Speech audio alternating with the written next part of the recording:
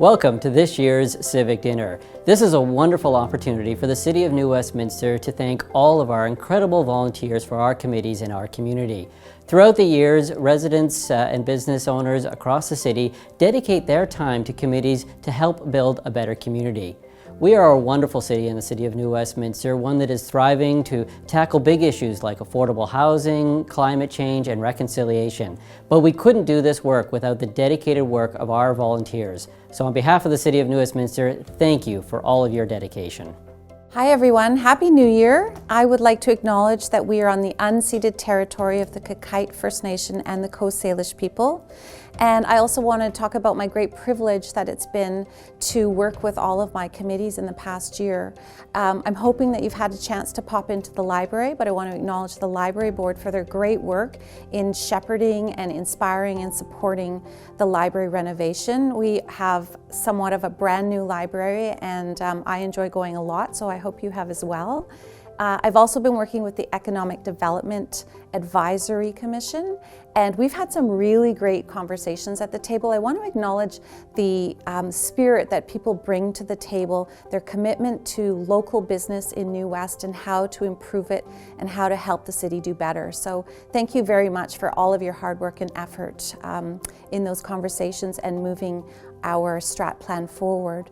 I've also been working with the Arts Commission, and we completed the arts strategy and the theatre strategy this year. So we have a great game plan, we know where we're going, and I'm really excited about the opportunities that we have to push forward arts in our community.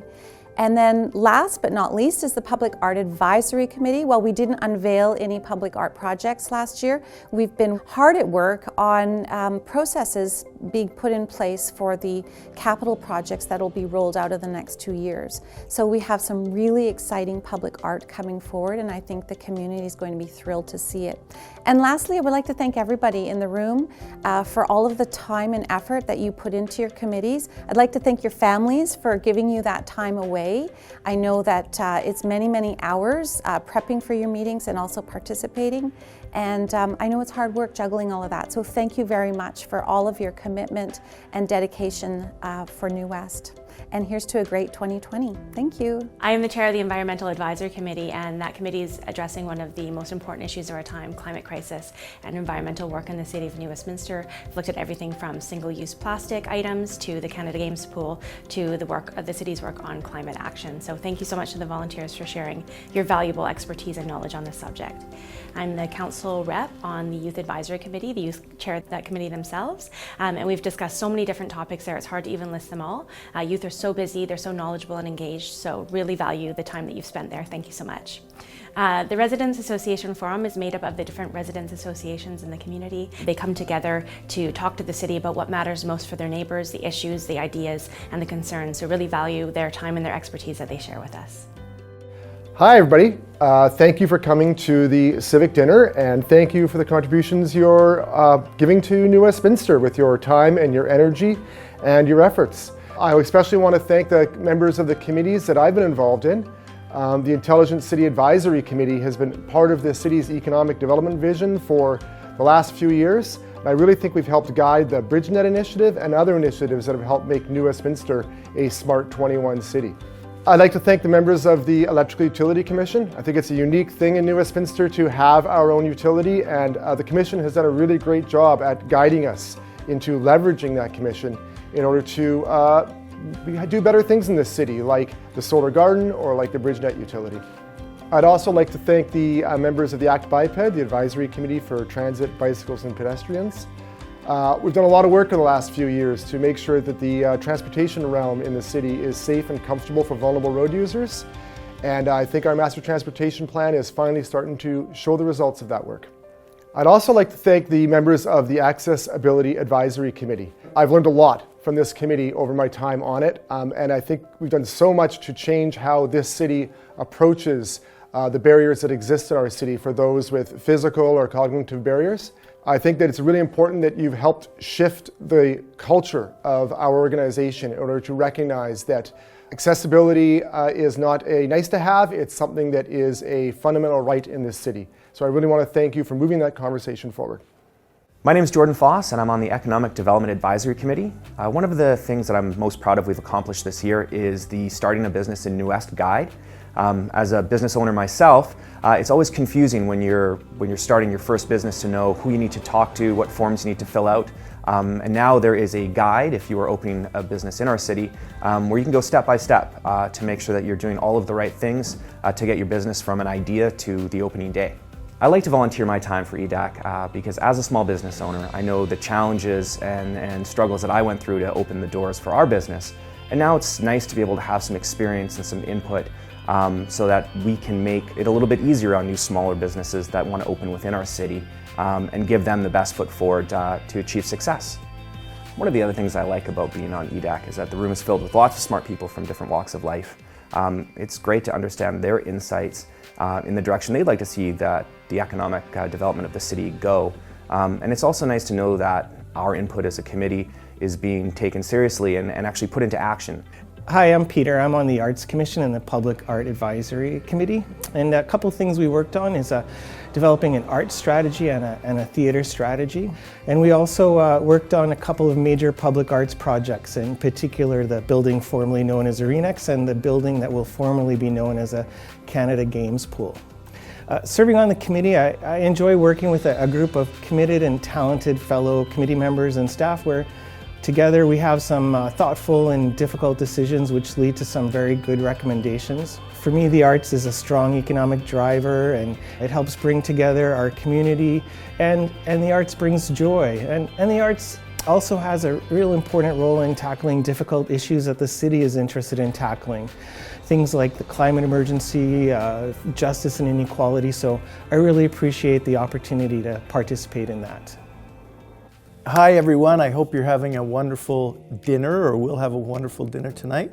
I just want to recognize some of the four of the committees that I was quite active on this year. It's with mixed emotion, as some of those I will no longer be with.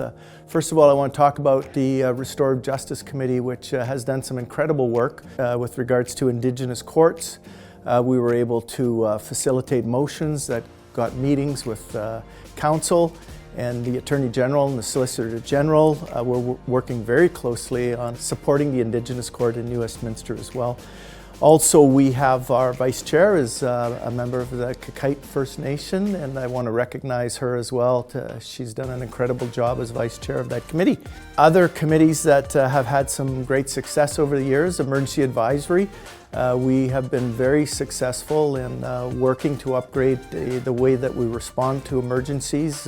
Hazmat capacity in New Westminster. Also, we have made some resolutions that have gone national in creating a better delivery of emergency services in New Westminster. The other committee that I think has really served the city well has been the Railway Advisory Committee.